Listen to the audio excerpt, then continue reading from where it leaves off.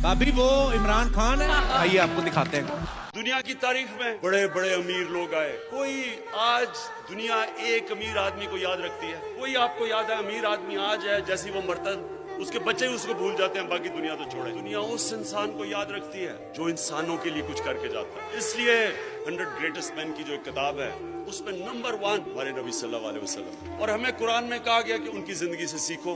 तो उनकी जिंदगी क्या थी? अगर आपने बड़ा इंसान बनना है तो उनकी जिंदगी को बार बार पढ़ो, समझो वो क्या है, क्या चीज थी उनमें, क्या क्वालिटीज थी कि उन्होंने दुनिया की तारीख ही बदल के रख दी। अल्लाह ने उनको अपना हबीब का, उन्होंने कहा उनकी जिंदगी से सीखो। हम जब बड़े थे हमारे और रोल मॉडल्स थे, मेरे क्रिकेट के रोल मॉडल्स थे, और रास्ते में रोल मॉडल्स बनते आए, पॉप स्टार्स थे वगैरह वगैरह। अभी भी लोग जो बिजनेस में होते हैं वो बिल गेट्स को रोल मॉडल बना लेते हैं, या और स्टीव जॉब्स वगैरह वगैरह। लेकिन ये याद रखें कि ये कोई भी उनके पैर की मिट्टी के भी बराबर नहीं पहुंच सकता है। अब ये याद रखें कि उनकी जो जिंदगी है वो दुनिया, वो तारीख का हिस्सा है, हिस्ट्री का हिस्सा है। हमें पता है वो कब पैदा हुए, कब उन्हें हिजरत की, कब इस दुनिया से पर्दा किया, एक एक डेट पता है हमें। अब मैं आपको उन डेट से बता रहा हूँ। मैं क्यों कहता हूँ कि कोई उनका मुकाबला नहीं कर सकता। 625 में जंग बदर होती है, मुसलमान सिर्फ 313 लड़ने वाले, उनमें से सबके पास तलवारें भी नहीं थी। और 636 11 साल के बाद वही मदीना के रियासत के मुसलमान जो उस वक्त की सुपर पावर थी रोमन एम्पायर, सिर्फ 11 साल के बाद बदर के,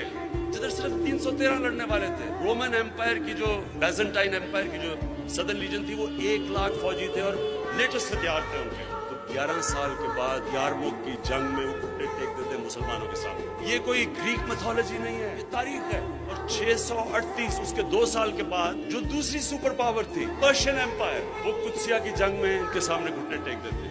तो 13 सालों में, जंग बदर के 13 सालों के बाद दुनिया की सबसे अजीम कौम बन जाती है। क्या किया था? कभी कोई आपने कहीं ऐसी चीज सुनी है कि कोई इतना ऐसा इनकलाब आया हो? और फिर वो सिविलाइजेशन अगले 700 साल तक सबसे बड़े साइंटिस्ट मुसलमान थे, और वो दुनिया की सबसे बड़ी तहजीब थी। मुसलमानों का कैरेक्टर उन्होंने ऐसा बनाया। इंडोनेशिया और मलेशिया में मुसलमान ताजरों को देख के लोग मुसलमान हो गए। ईमानदारी थी उनकी, सच्चाई थी।